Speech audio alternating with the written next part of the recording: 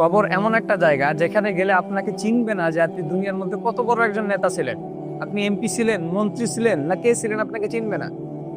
সুনানে তিরমিজির মধ্যে আসছে, রাসূল সাল্লাল্লাহু আলাইহি ওয়াসাল্লাম বলেন, কবর হচ্ছে এমন একটা ঘাঁটি, এমন একটা ঘর, এই কবরটা, যেই ঘরের মধ্যে যখন মানুষেরা প্রথম যাবে, তখন এই কবর যদি তাদের সঙ্গে ভালো ব্যবহার করে বা কবরের মধ্যে যদি তারা সহজতার সাথে কবরটাকে পার করে দিতে পারে, পরবর্তী যতগুলো ধাপ আছে সব সহজ হয়ে যাবে। সুনানে তিরমিজির বর্ণনা।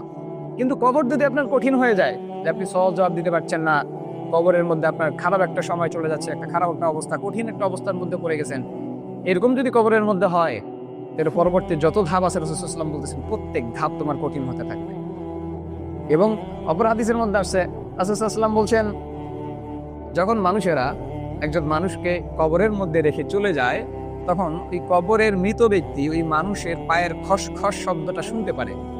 তো আপনি কি মনে করছেন যে আপনি যখন ইন্তেকাল করবেন, আপনি মারা যাওয়ার পর মনে হয় আপনার মধ্যে কোনো রুহু থাকবে না, আপনাকে কোনো জিজ্ঞাসাবাদ করা হবে না, হাসরের ময়দানে আপনাকে ওঠানো হবে না? আপনি এটা মনে করছেন আপনাকে জিজ্ঞাসাবাদ করা হবে না? আপনার ভুল ধারণা।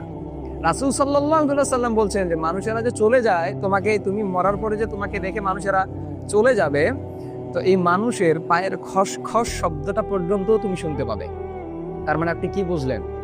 আপনি কবরের মধ্যে আপনাকে রাখা হবে, রাখা হয়ে মানুষ চলে যাবে না, তার মধ্যে আপনার অ্যাকশন শুরু হবে। তাহলে কবর আপনাকে এমনি এমনি চিনবে না। আপনি এমপি, মন্ত্রী, সরকার কে ছিলেন সেটা দেখে কবর আপনাকে চিনবে না, নবী রাসূল দেখে আপনাকে চিনবে না, দেখবে আপনার আমল। আপনার আমল যদি ভালো থাকে, কবর আপনার সঙ্গে ভালো ব্যবহার করবে, আমল যদি খারাপ থাকে, খারাপ ব্যবহার করবে।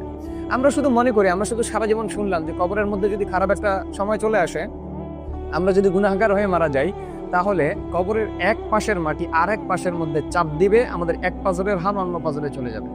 সারা জীবন এটা আমরা শুনছি না, শুধু শুনে আসলাম, কিন্তু এর প্রক্রিয়াটা আমরা কি কখনো অনুভব করছি? এর প্রক্রিয়াটা কি আমরা কখনো চিন্তা করছি যে এর প্রক্রিয়া কি হবে?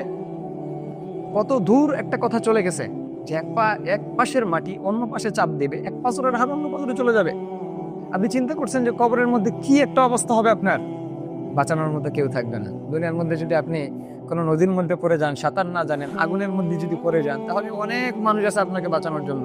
আর সেদিন যদি গহীন সেই সমুদ্রের মধ্যে, জাহান্নামের সমুদ্রের মধ্যে পড়ে যান, সেদিন যদি গহীন সেই জাহান্নামের লেলিহান আগুনের মধ্যে পড়ে যান, আপনাকে বাঁচানোর মতো ক্ষমতা কারো থাকবে না, কোনো নবীরও থাকবে না। মুহাম্মদ সাল্লাল্লাহু আলাইহি ওয়াসাল্লাম আপনাকে সুপারিশ করতে পারবেন, কিন্তু আপনি যদি দুনিয়ার মধ্যে তার আদর্শ অনুযায়ী না চলেন, তার সুন্নাহ না মানেন, আল্লাহ পাক রব্বুল আলামিনের আদেশগুলো না মানেন, তাহলে আপনাকে সেদিন সুপারিশ তিনি কি দেখে করবেন? আপনি আমাকে বলেন। আপনাকে তো উম্মত হিসাবে চিনবেই না। আমরা যে কবরের মধ্যে যাই, আমাদের মূলধন তো আমরা নিয়ে যাই না, আমলটাই তো আমরা করতে পারি না, নবীর সুন্নাত নিয়ে তো যাইতে পারি না। তাহলে তিনি আমাদেরকে যে সুপারিশ করবেন, কি দেখে আমাদেরকে সুপারিশ করবেন? আমাদের মধ্যে কি এমন সুন্নাহ দেখবেন, আমরা কি এমন নবীকে খুশি করার জন্য করছি, যেগুলো দেখে তিনি আমাদেরকে সুপারিশ করবেন? কোনো কিছু তিনি দেখতে পারবেন না ভাই। এজন্য সময় আছে, আমরা এখনো ফিরি, আল্লাহ পাক রব্বুল আলামিনের দরবারে এখনো ফিরি, তিনি আমাদেরকে ক্ষমা করার জন্য অপেক্ষা করছেন।